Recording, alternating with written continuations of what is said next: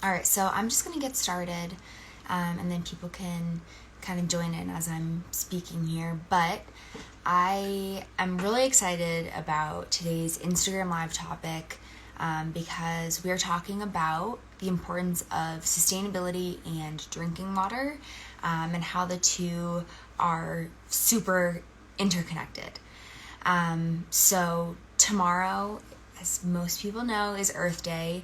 And as a company that really prides itself on being sustainable, I thought that it was really important that we talk about, water usage in the United States, conservation, and kind of everything in that general realm of drinking water and sustainability. So, there are obviously a lot of different industries and public demands that are all vying for the important, freshwater resource in the United States. So, before we actually start talking about drinking water, I think it's important for everyone to understand how freshwater is actually being used in the United States, and where the overall, pieces of the pie are being allocated. So for a little bit of context, when I'm talking about freshwater resources, I'm talking about surface water like rivers and lakes and ponds and streams, as well as groundwater aquifers. So that is the kind of general freshwater resource category that I'm referring to. So how does America use its freshwater resources?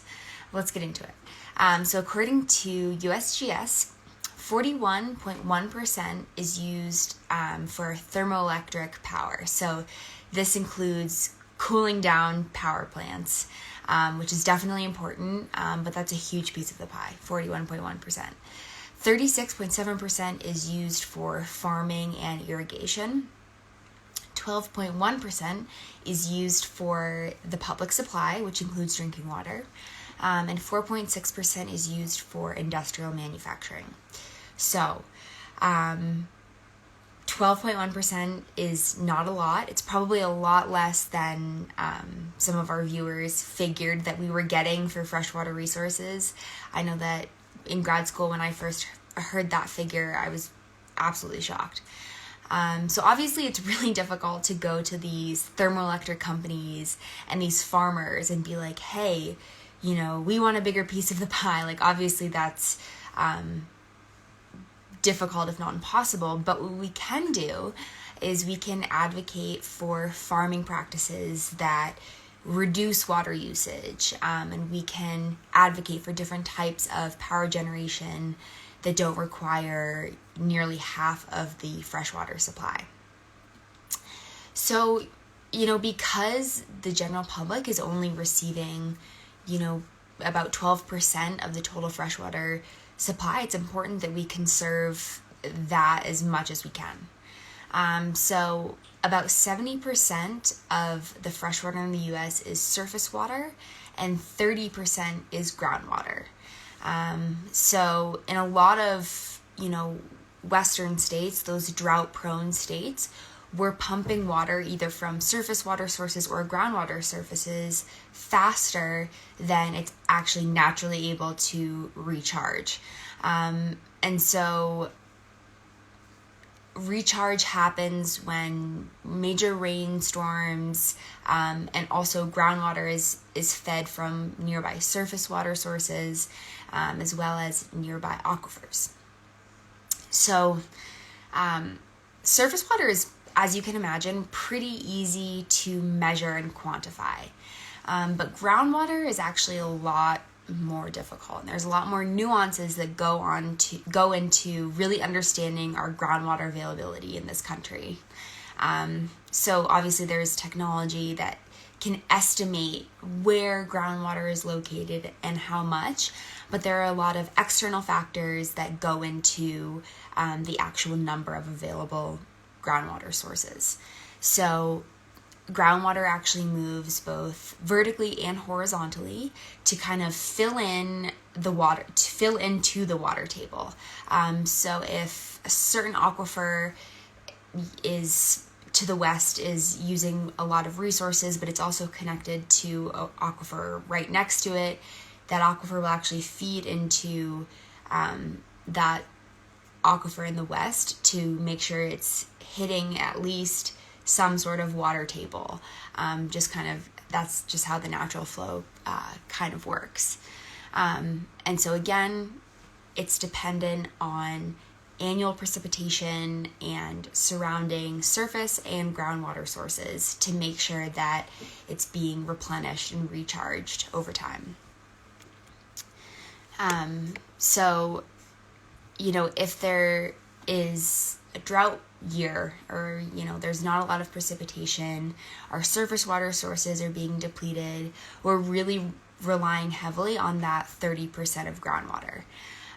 So that's kind of, as you can imagine, where it gets a little bit iffy, because 30% it's not a lot. And that is mostly being used in the western states where surface water is obviously limited. So this is actually a really common tactic used in western states, is to just supplement surface water with groundwater, which obviously you have to do what you have to do to make sure that the public is getting a freshwater supply, but it's not really sustainable, and it's not really a great way to conserve water resources. So that's just kind of the general overview of the limited water supply that we have in the US, and actually how much is being given to the public. It's a really, really small number. So kind of the purpose of that was just so that people understand, what we're working with in the US in terms of our freshwater resources.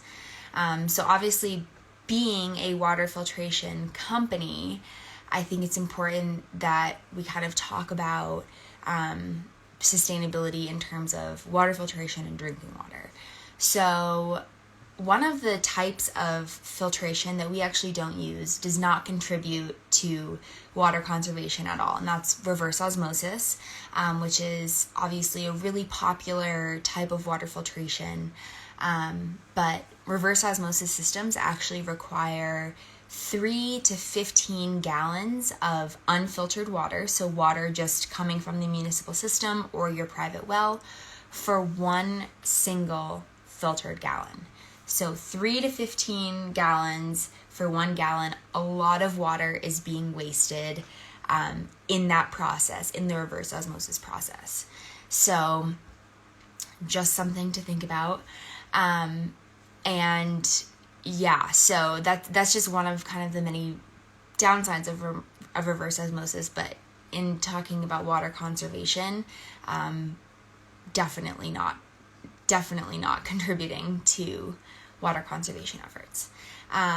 So before I end, because Earth Day is tomorrow, I just want to leave you all with some facts about bottled water. So I'm not saying, after hearing all of that, go buy bottled water to conserve our surface water resources, because obviously bottled water is being filled with those surface and groundwater resources. And actually, 25 to 45% of bottled water in the US comes from municipal sources. So that's kind of just something to think about. But as we go into Earth Day tomorrow, I just want to give everyone some facts about bottled water that you can tell your friends, and just to be aware of. So, by 2050, the ocean will contain more plastic than fish by weight. So that is terrifying. 91% of plastic is not recycled, meaning that a majority of the single-use plastic bottles are ending up in landfills or in the environment. It can take over 400 years for one single plastic water bottle to fully decompose in the environment. And then finally, bottled water often follows less strict standards than municipal tap water. So I hope that everyone thinks about those facts tomorrow on Earth Day, and that we just continue to be aware of our limited supply of fresh water in the United States, and that all of us as people who care about the environment, including Hydroviv, that we advocate for water conservation tactics and fair water usage rights. So I hope everyone has a really good Wednesday. Enjoy your Earth Day. Do something positive for the environment. And as always, you can reach out to us at hello@hydroviv.com, and we can answer any questions that you might have regarding water conservation, bottled water, and of course, Hydroviv filters. You can also send us a DM on Instagram, and our water nerds would be happy to answer any questions that you might have. So I hope everyone has a great day, great rest of their week, and we will see you next week. Bye.